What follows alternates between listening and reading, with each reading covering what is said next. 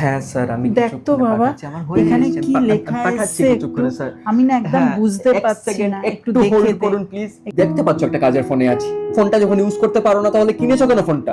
আমি এখন ব্যস্ত আছি, আমি পরে দেখবো। তুমি এখন যাও তো ব্যাংক এখান থেকে। না না, হ্যাঁ হ্যাঁ রাখো ফোনটা। হ্যাঁ, একটু দাঁড়ান।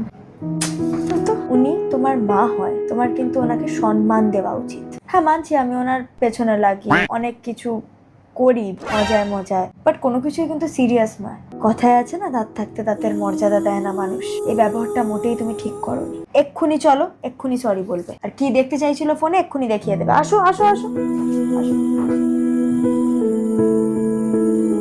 ছেলেটা আমার ভালো, শুধু বৌমার মনটা কালো। বিশ্বাস কর, আমার ছেলেটা খুব সাদা সিধা। ওই ঢেমনি মেয়ে ছেলেটা আমার ছেলেটাকে নষ্ট করে দিল। আরে